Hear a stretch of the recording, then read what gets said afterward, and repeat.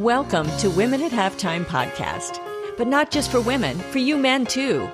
If you're at mid-career or the halftime of life, our inspirational topics are not only fun, but also meant to help you maximize and write your next chapter. Right here with me, Deborah Johnson. Well, hello, everyone. I'm so excited to have a wonderful guest with us today on the Women at Halftime podcast, not just for women, but I have Tony Van Veen here. And I'm so excited about this because I met Tony at a conference and I realized I had been doing business with one of the companies that we talked about with CD Baby, but he has such a background and he's been at the same company for a lot of years. And his journey is just fascinating. And now, of course, he's got Bookbaby and disc makers and a lot for do-it-yourselfers. So, Tony, thank you so much for being here with us today. Great to be with you, Deborah. It's wonderful. So, thanks for having me. Oh, it's great. So, Tony, I'm going to kind of dive right in because that's just what I do, except for when I'm swimming. Okay, so I'm a little more cautious when I get into cold water. But you have been, I was real interested in if you could explain to our audience kind of I came from like the CD Baby and I've done like a lot of projects and had through the CD Baby and what that is. And then with disc makers and now with your Bookbaby, how that sort of progression, you've been with this for so long. So can you tell our audience just a little bit about that sort of background? Yes, absolutely. And if you're not familiar with Disc Makers or CD Baby or Bookbaby, Disc Makers is a manufacturer of physical media for artists. So we make CDs, we make vinyl records, we do USBs, put artist content on USBs.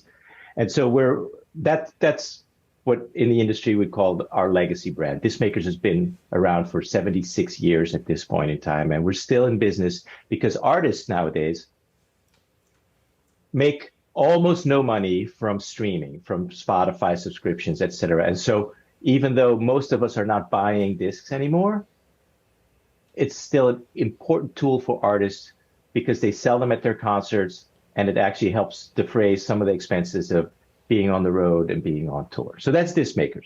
We launched about 10 years ago a company called Bookbaby that is an end-to-end self-publishing platform for independent authors, for writers who want to become published authors. So Bookbaby does anything from editing to cover design to designing the interior of the books to converting your files to ebooks, to book printing, to distribution on Amazon and Barnes & Noble and other platforms, all the way through marketing services for authors to help them find new readers for their books.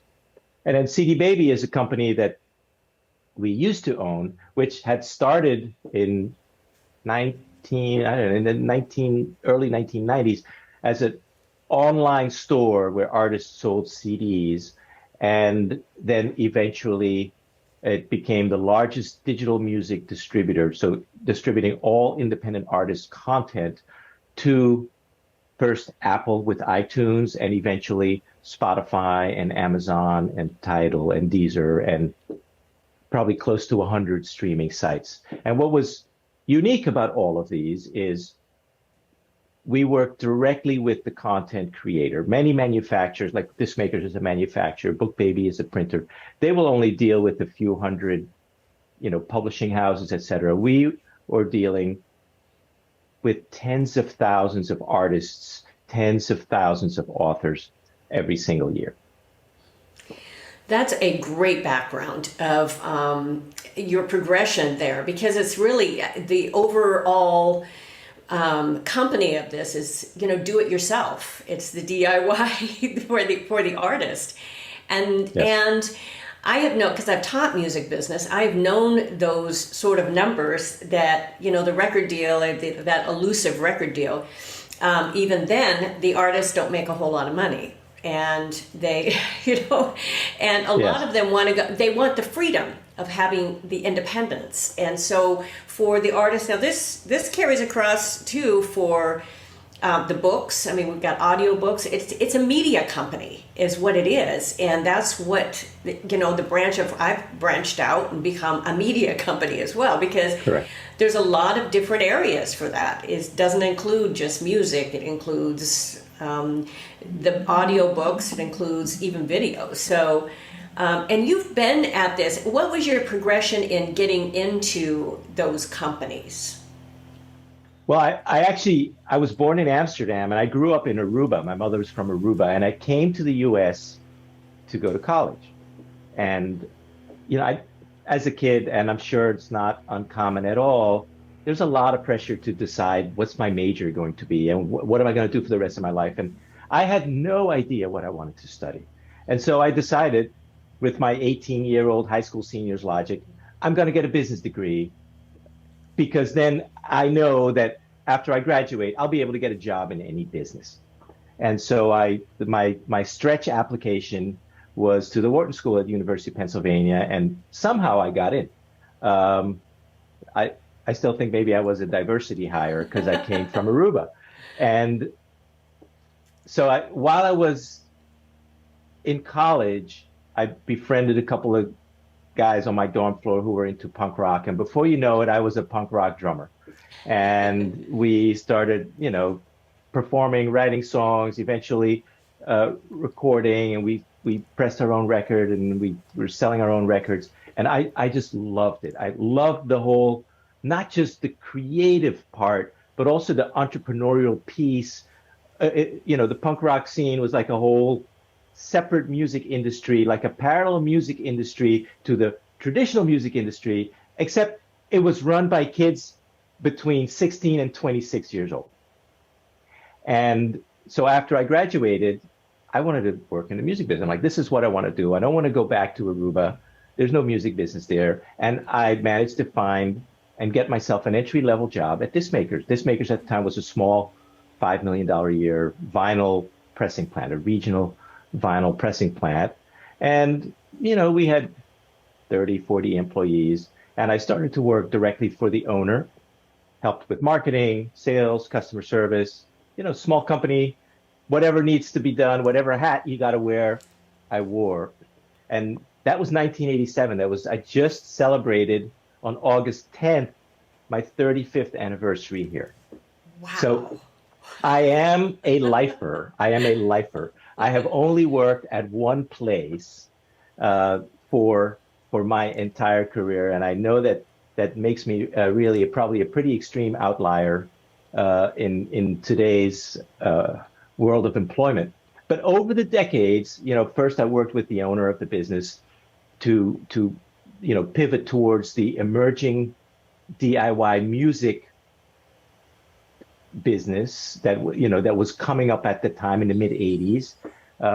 And as we learned how to market and we grew the business and compact discs became the next technology, the business grew more. And eventually, around the turn of the century, that sounds so long ago at this point in time, a little company called Napster came on the scene. And all of a sudden, music was no longer required to be physical. And so I was like, holy moly, if we don't figure out how to do this for our artist customers and help them make money with this, we're going to be dinosaurs. And of course, there was no money to be made with Napster because it was all illegal peer-to-peer file sharing. And what I did instead was the next best thing. I made a deal with CD Baby, which was a separate company. I had kind of befriended the owner and let our clients, our artists, sell their CDs through CD Baby. And as we grew, at some point, the owner, who was getting a little older, he was like his name was Morris Ballin, and he was like a typical entrepreneur. He was wealthy, but cash poor, because all his wealth was just the value that he owned the business. Right. And so he decided he wanted to take some chips off the table, and he sold a majority ownership stake in Discmakers to a private equity fund in New York. And shortly thereafter, I became president of the company. And that started just a whole new phase we shortly after I became president of the company, I negotiated the purchase of CD Baby. So we acquired CD Baby. We grew CD Baby for the next 10, 11 years. And eventually, uh, the company was sold again. We added some brands. We lost some brands. We started and shut down. And in 2019, the whole company was sold again because, private equity, when they buy a company, at some point they want to sell it and hopefully sell it at a profit. And so we sold the company in 2019, and the buyer was not interested in all that old-fangled physical media. They only wanted the digital brands. They wanted CD Baby and some other digital startups that we had built or acquired. And so I looked at the disc business and the book business and just saw nothing but potential, even for a mature technology like discs. And went to our exec team and said, "Hey, the buyer doesn't want it. Let's buy it from them." And we negotiated a purchase. And since 2019, the rest of the exec team and myself are the owners of Discmakers and Bookbaby, and we're continuing to focus on offering value on the physical media side to artists and really growing the book publishing business, which has just been blowing up. Yeah, I agree. I think artists, I'm hearing from more and more artists because I've been a Grammy voter for years and all of that too. And I just hear from more artists too that now are wanting to write their books, or they've got poems out, they've got whatever. And so it's really, as I look at this question, because you've been at one company for so long, I think you've answered this a little bit. You can expand on it. But how have you personally grown if you haven't gone from company to company? We have young entrepreneur and people going from one company to the next, to the next, to the next. And now they're growing and stepping up. But what you have done pretty much is you've expanded within the company and going into the book company it's a companion field, but it's different. So can you explain a little bit of that growth and how you personally grew through that? Yeah, and for the record, I mean, the book market, our book clients are mostly not musicians, right? It's a completely different market. We deal with people writing their family history. We deal with educators. We deal with companies who want to put their company's legacy and history in writing. There's lots of fiction writing. There's photo books from photographers. A college course books. So it's a lot of everything. And there's the occasional musician book. But as far as your question about how have I grown, I've had many jobs, right? I've been at one company. I have had a number of jobs, obviously, and a number of responsibilities. But mostly, I like to think that I'm a learner, right? For starters, look, I've always believed that as a manager, you have to hire smart people, and I've hired smart and frequently experienced people to work for me, and they know their areas better than I've known their areas, right? When I needed a VP of sales because I was in over my head trying to manage sales myself, I hired somebody with deep experience, and then, I listened to them. I learned from them. I read articles, newsletters, books, and I network at conferences. I network with others in the industry. And for me, one of the big things, as a president of a company, I've been for the past 15 years a member of YPO, which is it's a young president's organization. I'm not that young anymore, but when I started 15 years ago, and but we meet with a group of 8 CEOs, the same group, one morning a month, and it's like a personal board of directors almost, and family, business, personal problems, challenges, issues. It's something that in a truly confidential setting we can share, and just the learning and the resources there has been tremendous. And obviously, we were owned at one time also. I mean, even though I'm CEO of the company, while we were owned by private equity, we were owned by 2 private equity groups over a period of 12 years. I did technically have a boss, I guess, the partner at the PE group that who I would work with, and I certainly learned from them as well. I love the fact that you brought up that you are a learner as well, because you've got this growth mindset. So many have that sort of fixed mindset. Oh, it's a new area, I can't get into it. And I mean, reading and having that group around you as well. I mean, the value of that and the level of it, to be able to have like-minded people, to be able, and they're not yes people, but they're like-minded people that will help you, which is, I think that was a great point that you have, and for your personal growth. And it's just kind of fun looking at you if anyone's actually watching the video instead of listening. But I'm just thinking that you were a punk rocker. I mean, it was just. And here I am now with a button-down shirt, yes. right, standing in a corporate office. But you know what the cool thing is?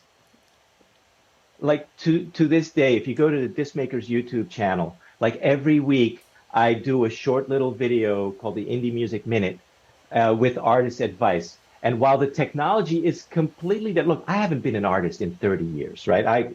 But while the technology is completely different today, the fundamentals of being an artist and how to get the word out and how to write a great song are exactly the same. So 35 years later, I can still offer, I think some I don't want to come across as immodest, but I think some pretty valuable feedback and valuable information to today's artists on how to become more successful as an artist. And it's just, I love it. I love the punk rock spirit or ethos of helping the small artist, the independent author, kind of succeed at achieving their dreams with many odds stacked against them.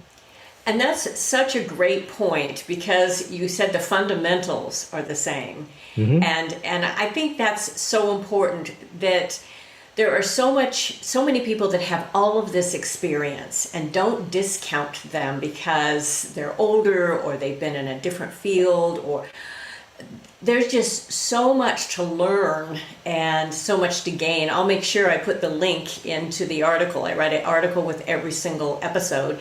And so everybody will have that link to be able to follow your channel there, because I think that's a great value. And it's always interesting where technology has changed. But yes, a lot of those principles are the same. And we want to add more bells and whistles all the time. That's kind of what we want to do as an artist.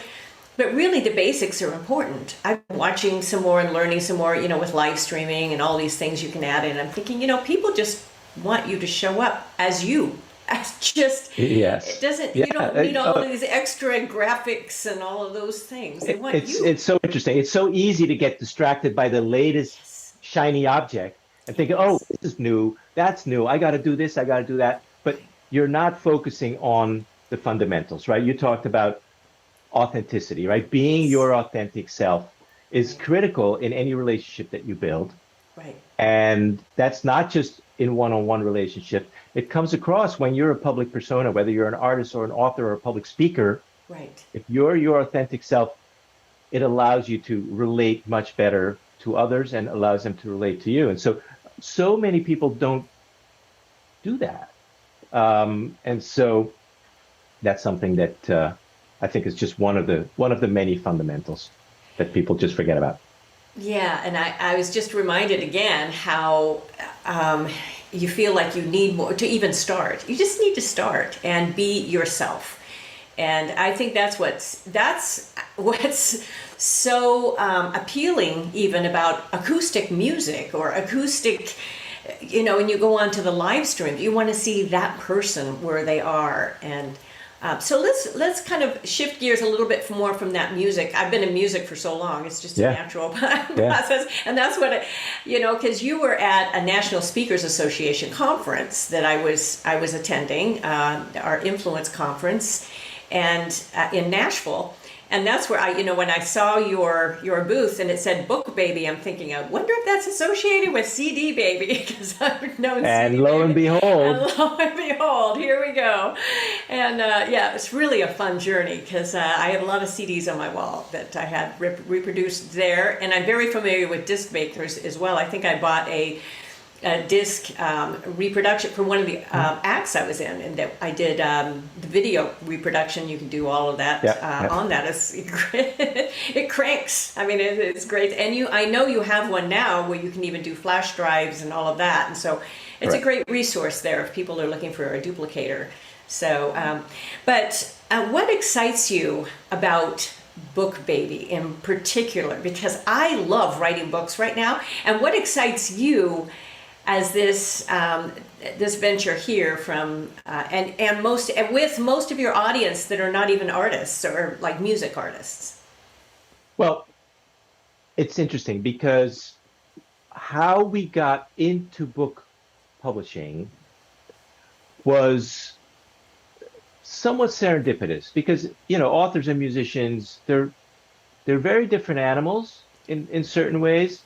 They have certain similarities, obviously. There's the creativity, the need, the desire, the dream to put your creative expression out there. But we were in the digital distribution business with CD Baby. And in 2010, I think it was, like everybody around me started getting Amazon Kindle readers for Christmas. And I looked at that, and I said, wait, we know how to do this. There's an opportunity here. We ingest digital content from content creators, right? From musicians with CD Baby. We format the content into 17 different file formats that the retailers want. We deliver it. It sells or it streams. Then we get back sales reporting. We get paid, and then we pay the rights holders, the musicians. And there's a business that's starting here that's identical for authors. And while we didn't know ebooks, we did know how do we handle a complex process for a relatively inexperienced content creator, right? Both many of the artists that we dealt with had never done this before. It can be overwhelming and complex. And we figured out how to simplify that for artists. So we had the ability to do the marketing, to generate demand, and to make it simple for the content creator. And so we jumped in very quickly. We figured out how do we convert ebooks, and we started Bookbaby just as an ebook brand. And when Apple launched the iPad, we were a launch partner with Bookbaby for ebook distribution to the Apple iBook store. And so over time, authors started asking us, hey, can you print some books for us? And we're like, yeah, sure, we can print books, because we were already a printer. We were printing CD covers, DVD covers. But we didn't have all the equipment to do like hardcover books and do the thick spines. And so we started by outsourcing it. Anyway, I'm going round and around to why am I excited? Because I'm excited, to tell you the truth. It was really exciting with Discmakers kind of being at the forefront of the DIY, the do-it-yourself music revolution in the 1980s. And as a company, Discmakers really helped kind of power and drive and kind of mainstream that DIY ethos. Well, right now with book self-publishing, I feel like we're in the same early phase of growth, of liberating authors from having to worry about finding an agent and then getting rejection letter after rejection letter from publishing agency or publishing firm. And instead, when you have a book, you can just do it yourself and get it out there. And it's just extremely empowering. And that's what gets me excited. When I walk through our print shop every day, I see so many books being printed where I'm walking around, I'm like, wow, that's interesting. Or, wow, that's cool. And it's a great feeling to be able to help so many writers' dreams of becoming a published author come true. And that's actually a purpose statement for you. You're helping, make those dreams come true. It's like a Disney. I've worked with Disney for years. It's like on every wall, even backstage, is imagination and making dreams come true. Yeah. And that's what you're doing with your Bookbaby, and you've done with Discmakers and even with CD Baby, because it was the possibility of getting your music out to the world. And with then disc makers, there were so many products. I mean, everything from the mailers to everything that you could have that would help out in that sort of duplication and sending it and promotion. It was just very helpful. Yeah. So And the whole industry has changed. I mean, when I started in the music industry, it was still mostly submit demo cassettes to record labels and hope that somebody says, yes, I want to put out your record.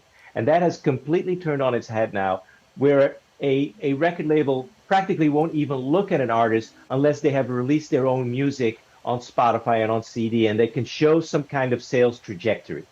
exactly. It's the same thing is happening now. It's still very common for authors to want to go the traditional publishing route, and it's a slog. It's the rejection after rejection, and even after you get published, it can take a year or 18 months sometimes before the book actually comes out from, with edits and changes, etc. So being able to kind of unshackle that process, I feel that that's going to get more books to market, turn more writers into authors, and I think it probably has the potential to turn the publishing paradigm on its head as well. Yeah, I think you are exactly right, because and authors, they want the ownership of, even though you would still have your copyright ownership unless the publisher really, it depends on the deal that you've inked with your publisher, but you've got complete ownership of the process as well, that you can have it done much more quickly. When you have a book that's on a time frame, you don't want to wait a year and a half for it to come out, even if you've copyrighted it and you've got trademarks. I tell you what, in this town, somebody can take an idea, just change it slightly, and there it is. It's out. It depends on their audience, but it's really important for some people, especially when you have a message and time is of the essence, and you're doing some speaking or you're doing engagements. Correct. And you want to have that product. It's one of the greatest promotional tools there is to have a book or to have a CD. Interesting, right? You're a speaker, right? Yes. The best way, it seems, to prove your legitimacy as a speaker is to be a published author, because that conveys, rightfully or wrongfully, that you are a deep enough expert in that topic to have written the book about it. Yes. And so certainly lots of speakers, and plus it's a revenue driver. Yes. If you're a public speaker and at the back at your merch table, you or an assistant is selling books for $20, it certainly helps defray the cost of doing the speaking. And you can have, if you look at 100 websites, you'll probably have most of them have that word expert on it. They're an expert in something. But yes, you're very right. If you've got a book, and it doesn't need to be a bestseller. I know how to get bestseller, okay? If you have enough friends, you can have a bestseller, okay, on Amazon, and to buy your book and on a certain day or whatever. There's all sorts of ways to do that. Right. But if you have a book that's a legitimate, maybe even a new idea, something that it's like a TED Talk, that all of a sudden, or a TEDx, whatever, that if you have an idea worth sharing that's kind of new, that's not just rehashing the same sort of material, it is really worth putting that out to brand yourself. What better way to do that than, it's like writing a brand new song that cuts through, or something like that. It just would, what's going to have that breakthrough, and we never know what's going to have the breakthrough. I mean, it's just period. You just don't know, whether in books, whether in songs, whatever it is, whatever media. But it is a great way, and having the ownership. I think I love having ownership. And as an entrepreneur, it's an extreme, you have to be willing just to work hard and deal with rejection and deal with the pressure. But there's no other way I'd rather go. Well, if you're in the business of creating content, whether it's music content, video content, written content, that ownership of that intellectual property is what ensures that there's some kind of revenue stream down the road, right? If you make a traditional publishing deal or label deal and you give up your author rights, or your composition rights, your publishing, then all those revenues accrue to the record label. Now that may be worth it for a new artist, it may be worth it for an established artist, but that's a business decision that each one of us need to make if we're in that position to make it. Exactly, exactly. Now, Amazon is a huge, huge company, and they have the print on demand and all of that. How you started out with, like, you saw the Amazon Kindle and all of that. Now, how does that work? How do you work along with Amazon, or are they a direct competitor, or how does that work for you in a company like that? Well, I like to describe our relationship with Amazon as co-opetition, right? We do compete with them for authors who want to publish their own book. And look, Amazon is a giant. They're many times larger than us, and so they get many more authors publishing their books there because they are the name brand in book selling. But we do compete against it, but we also deliver all our authors' books to Amazon because it is the single biggest bookstore in the known universe. And so, look, we'll never be able to beat Amazon and its resources, but Amazon is not for everybody, right? If you're an author for whom this is new and you have questions, you need advice or help or hand-holding, right? What price do I put on this? How do I format my files? How do I, create a book cover, etc.? Good luck getting anybody at Amazon to speak to. And so in a way, Bookbaby is positioned as like a perfect complement to Amazon because we have publishing specialists who answer the phones where you can get those kind of questions answered and figure out how to do it yourself. Or if you don't want to do it yourself, we have book designers, we have ebook specialists, and we can do that for the author if your day job is not being an author. Because, many of us, we may be artists, we may be writers, but we also have a day job. And so, and time is precious. We have families, we have dinner to cook and the supermarket runs to make, and maybe squeeze in some time at the gym. So we make it easy for authors to do as much or as little as possible and get the support that they need and get their questions answered.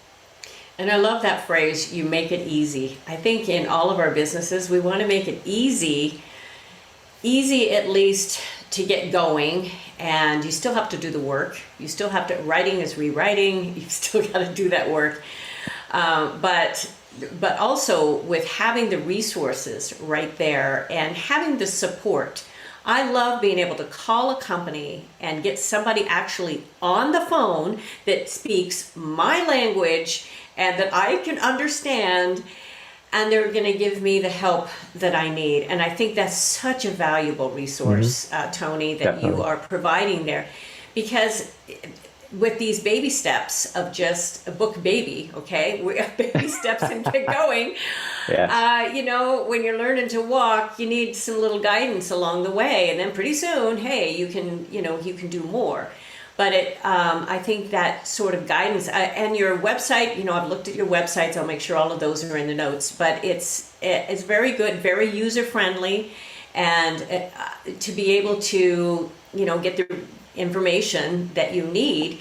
And if you are thinking about writing a book, and it's a great resource to look into, definitely to look into. And, I've written, now I'm working, I think it's in my sixth book I'm working on to get this done.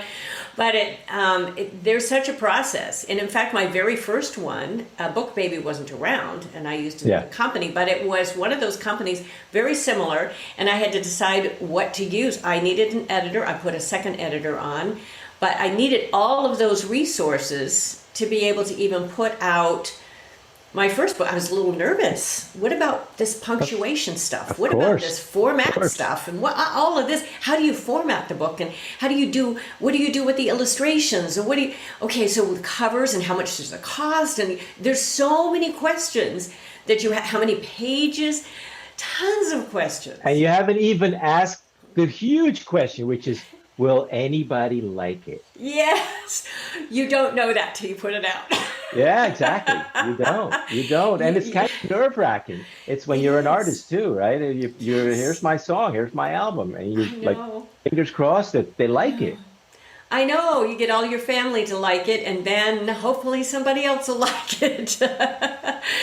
You show up at a club, club work, and the same sort of thing. Is anybody going to come? And Exactly. that's the same sort of feeling that you have, and so that's why it's nice to kind of build your audience. But again, you have to start, and you have to start somewhere. And done is better than perfect. You've got to get it done. Write Yeah. it and rewrite it and do the best job you can. Yeah. Yeah. Yeah. And yeah, I was told by one of my coaches that you just have to, at some point, you say, "Is this the very best job I can do right now?" Well, yes. Well, then let it go, and you're going to grow.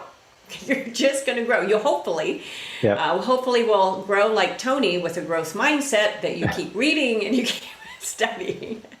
It's important. And no, it is important. I think if you're focused on living your best life, you always want to figure out how can I grow, right? And I mean, for me,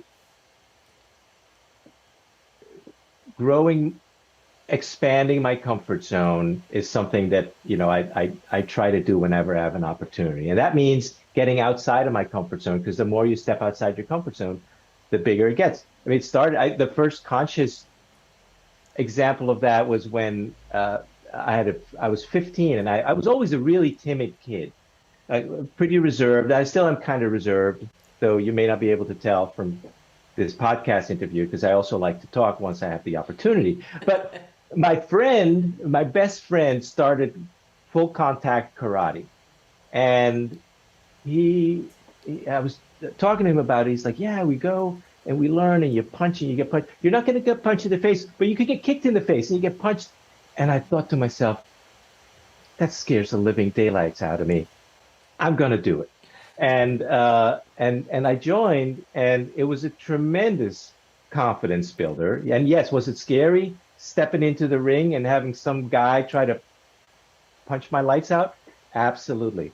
But you learn so many things, including it takes a lot to actually put someone's lights out. So so during over the decades of my career, there have been plenty of instances where I would consciously choose to take a route or do something that made me uncomfortable, because I figured that it would lead to growth somewhere, certainly to growth in my comfort zone. Oh, that's great. That's you have to be willing to take that little risk or big risk or whatever. That's great. Yeah. So what's next for Tony? Well, it's a question that I'm I'm thinking a lot about. I'm in my upper 50s, and so I'm thinking, how long am I going to work? What's going to be next? But I'm having so much fun here with you, Deborah. Maybe I'll just become a full-time podcast guest. Hey, you Uh, can. I love the podcast format, and yeah. and hey, you might be writing books and doing the whole thing, the same thing. Well, there's still a ton to do with Bookbaby. Yes. Bookbaby still is a relatively unknown brand in the self-publishing space. We're growing very fast. We're just now transitioning our print shop equipment from sheet-fed to roll-fed printing, which will give us a lot of extra capacity. We're working on an audiobook program. And that's just here in the US. There's a whole world to conquer after the US. But I won't work like I'm working today forever. My wife wants to travel, and look, I love traveling. as well.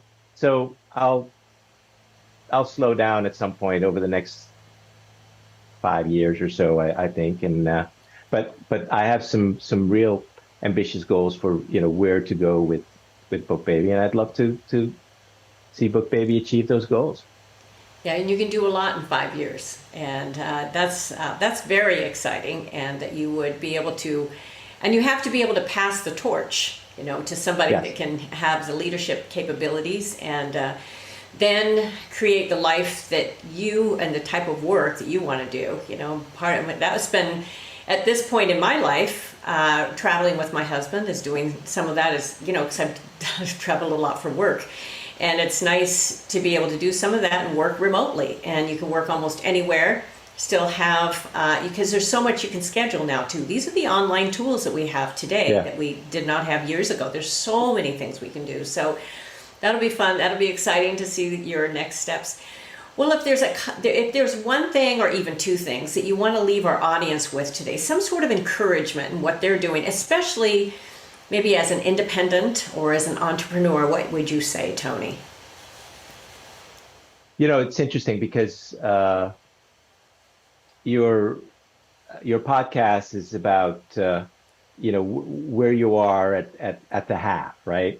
And for me, I got to the half and I just kept going straight. Right. Except, so I have not made any career changes necessarily in terms of switching jobs. I haven't made life changes in terms of switching spouses. I'm still happily married to my first wife, and but yet, there are a lot of, we all have a lot of control about our choices, and even if switching careers is not an option, I think we have more control over our options than we may see in terms of how we work, in terms of opportunities within our career path that we pursue, in terms of the people that we engage with, in terms of the way that we live our lives. And I've always focused, from my perspective, on having a balance, a setup that worked for me. And if things got out of balance, with too much work or too much stress or what have you, I always figured out a solution that would kind of bring me back into some kind of equilibrium where I could say, all right, this is working for me. Because in life, there's always short-term periods where things are out of whack. There's short-term periods where your job may suck. And sometimes it just kind of brings itself back to equilibrium where, okay, that was a sucky phase. It doesn't suck anymore. And sometimes if it continues to not go well, then you have other decisions to make about, do I change careers or not? But we're in control of our own destiny, right? And whether we stay in the same place or we switch careers or we make other life choices, no, we can't count on anybody else to do that for us. We have more control than we think in how we live our lives. So if there's anything... That's a great point, Tony. And actually, that we do have choices, and we have personal choices on how we're going to grow and what our future is. And it's not only just the halftime of life; it's at maybe mid-career or at times of some people are going, oh, well, I'm like 2/3 way through. Well, you still have choices. What are you going to do next? Are you just going to quit? And I've known people that just quit. They're not happy. They're bored. Just quit. Yeah. And your choices or your decisions don't have to be radical, right? No. I mean, I've had phases earlier on in my career where like, okay, I'm really struggling here. Like this, I'm not having fun. And, I decided before it was in vogue that, I would just work one day from home.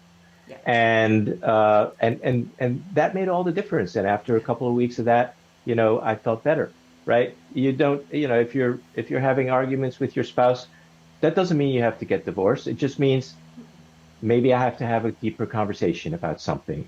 And so those are all choices, right? And I mean, we had a saying here at Dismakers, not making a decision is also a decision, right? And it's the same thing with choices. Not making a choice is also a choice.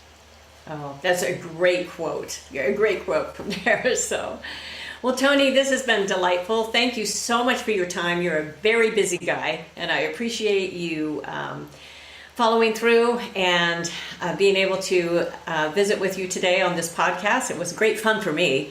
And again, I'll remind everyone that there are notes that I'll have all the links in the article, and you'll get to look up some of those resources we've talked to today and the very valuable principles. I usually list those in the article as well. And make sure you sign up for our newsletter, which is goalsforyourlife.com/newsletter. I need to say that slowly. This is what my husband says. You talk way too fast. goalsforyourlife.com/newsletter. But I have multiple websites. You can get a hold of me. But Tony, thanks again for being with us today. It's been a delight, and I really appreciate your time. Thanks again. Well, thank you, Deborah. Really enjoyed my time here, and I hope your listeners got something of value out of it. Oh, they will, I am sure. So thanks again. Thank you for joining us. It is because of our wonderful listeners like you that we keep going strong week after week. We'd love it if you'd share and follow us to not miss a single show, and even write a review. You can also find all of our articles, products, and links at womenathalftime.com.